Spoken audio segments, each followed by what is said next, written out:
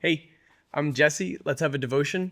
We're going to look at the very next verse. We're going to look at Daniel 9:26 now. You're like, Jesse, finally, you made it past 9:25. All right, here's the text. After those 62 weeks, the anointed one will be cut off and will have nothing. The people of the coming ruler will destroy the city and the sanctuary. The end will come with the flood, and until the end there will be war. Desolations are decreed. So let's work our way backwards through this one again, and then finish by going forwards. Desolations are decreed. Can we deal with the fact that desolations are decreed?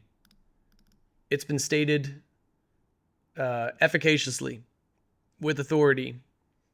This is in a book of prophecy after this. This is found in a book of prophecy after all. And so when the one who tells you exactly what's going to happen, and then that happens exactly as he said it would happen, says this about now future events, it is decreed, it is done. And what is decreed? Desolation. So in the original intent, the big picture, the main point of this is that God has foretold that there would be desolations in the last days. And moreover, this would include the destruction of Jerusalem by the Romans in AD 70. And so you could see how this would prophesy exactly that. But then zoom out a little bit more, and the fact that the book of Daniel does prophesy desolations. If you came from, say, a prosperity teaching background, probably never seen this verse before.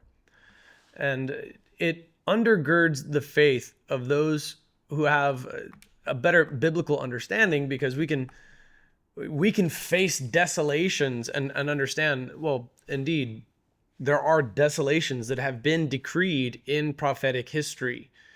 So the fact that the Bible decrees desolations necessarily indicates that desolations are not disproofs of God.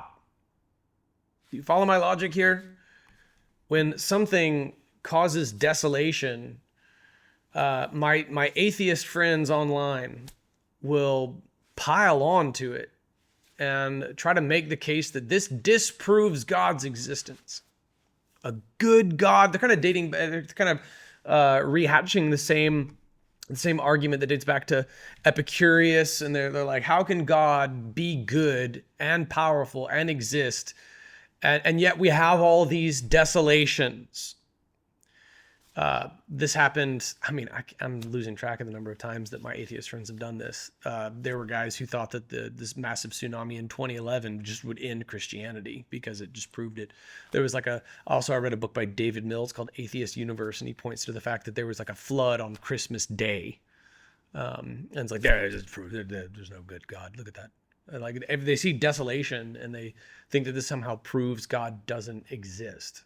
And so those are just two examples. It's the year 2025 at the time of recording, and there have been hundreds of events of a similar scale globally that could be used to somehow substantiate this argument that desolations would not exist in a universe that is created by a good God. And what that flawed definition fails to do is read, because in fact there are desolations that are decreed. And so now in the real world, where God does allow suffering and even foretell of it and use it in his sovereignty, actually a lack of desolations would be considered a critique of God. This just contains the simple three words: God is decreeing desolations. He is foretelling the sacking of Rome, and you could try to make the case that this also would encompass the desolations that would come with the Great Tribulation. Now, the end will come with a flood. Yeah, but Jesse, God promised not to flood the earth anymore. That's what the rainbow is supposed to be about, right? I thought, Jesse, that The whole idea of light rays going across the horizon onto a canvas of suspended water vapor rendered in red and orange and yellow and green and blue and indigo and violet it works that way because God set his rainbow in the clouds as a sign of the covenant that he would never flood the earth again. And now here we're looking at prophecies of floods, right? In the original Hebrew, we're out of Aramaic now and we're back into original Hebrew. And in the original Hebrew, this seems to suggest that it would happen very rapidly. It would just flood. It would just come upon you. That this end will just come instantly. The end has been prophesied, and these events, when they start, will begin and will come with a flood. Like consider, for example, the abomination of desolation and the warnings of those who are in their houses ought not come down and things like that. Like when that starts, when the Antichrist turns on Israel, get out of Jerusalem. The people of the coming ruler, right? Think of these as the followers of the Antichrist, possibly, or think of them as the Romans. And either way, either case, this did in fact happen, right? In both cases, it's not the ruler himself who brings the destruction. The destruction is wrought by the people of the coming ruler. This is a prophecy of the crucifixion. The anointed one will be cut off and will have nothing. Moreover, it's even given a date. So Daniel foretold of the time of the coming and the crucifixion because it's after 62 weeks. So these are 62 sets of 7 years at a time.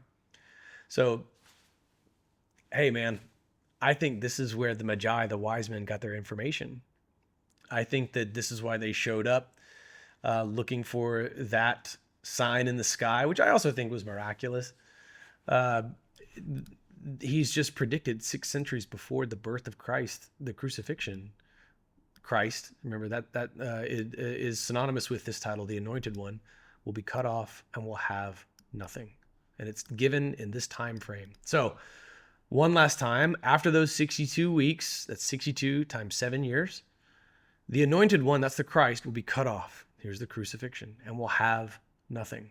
The people of the coming ruler, think Rome, either literal Rome in AD 70 or Rome Part 2, the iron mixed with fired clay in Nebuchadnezzar's visionary statue in his dream, will destroy the city and the sanctuary.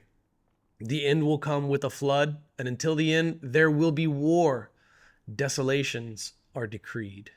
This is Daniel 9:26, and I pray that as we just zoom in on each verse, the Holy Spirit gives you a little bit more clarity on these things. And I pray also that you understand desolations are not a disproof of God. Desolations are literally decreed in Daniel 9:26.